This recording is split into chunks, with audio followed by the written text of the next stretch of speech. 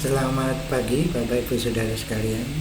Selamat datang dalam acara Sarapan Sabda bersama saya Pak Saparman. Sarapan kita pagi hari ini diambil dari Yohanes 9 ayat 5 sampai dengan ayat yang ke-7. Demikian firman Tuhan. Selama aku di dalam dunia, akulah terang dunia. Setelah ia mengatakan semuanya itu, ia meludah ke tanah dan mengaduk ludahnya itu dengan tanah, lalu mengoleskannya pada mata orang buta tadi, dan berkata kepadanya, "Pergilah, basuhlah dirimu dalam kolam Siloam." Siloam artinya yang diutus. Maka pergilah orang itu, ia membasuh dirinya, lalu kembali dengan matanya sudah jelek. Bapak Ibu Saudara sekalian, Yesus mengatakan kepada orang Yahudi pada waktu itu, "Akulah terang dunia."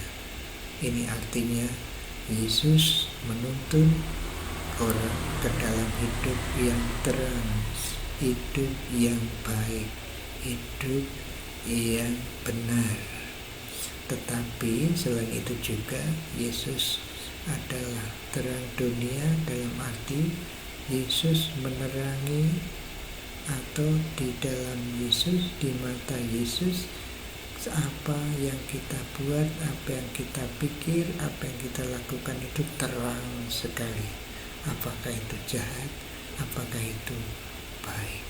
Dan Tuhan Yesus tahu orang Yahudi bahwa semua orang sudah berdosa, jadi jelas di mata Yesus. Oleh karena itu Yesus menyembuhkan orang buta ini sebagai suatu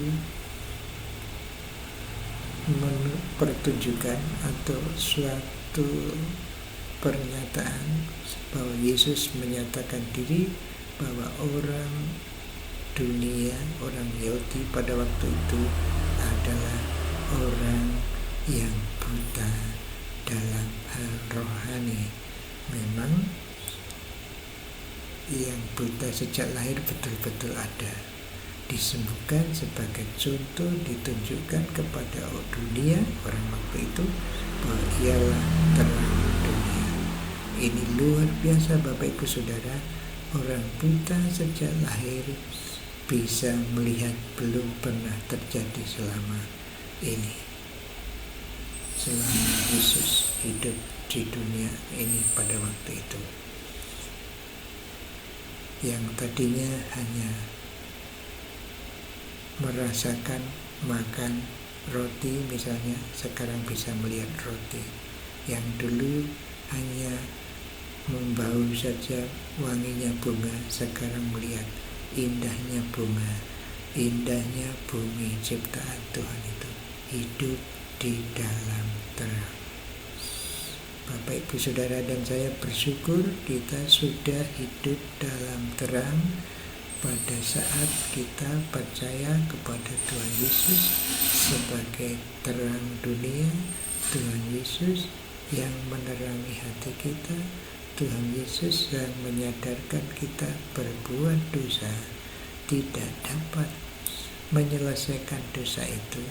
Dosanya diangkut oleh Dia dengan pengorbanannya. Dia mati di kayu salib, dikuburkan dan bangkit pada hari ketiga.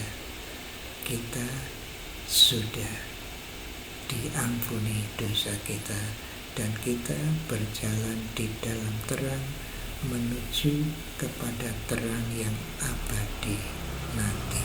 Sekarang kita dalam perjalanan menuju ke sana.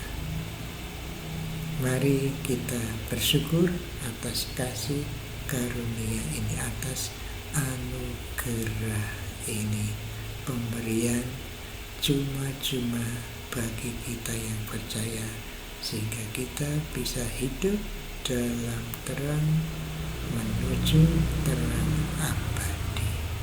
Mari kita bersyukur. Tuhan, terima kasih atas terang yang ada dalam hati kami. Terang karena Tuhan Yesus menerangi hati kami, sehingga kami sadar bahwa kami orang berdosa tidak layak untuk datang kepada Allah, tetapi karena Engkau kami Tuhan layakan, sehingga kami hidup dalam terang, dalam perjalanan menuju terang yang abadi. Terima kasih, terima kasih. Amin. Selamat berkarya Bapak Ibu Saudara sekalian. Tuhan Yesus memberkati Bapak Ibu Saudara dan saya. Amin.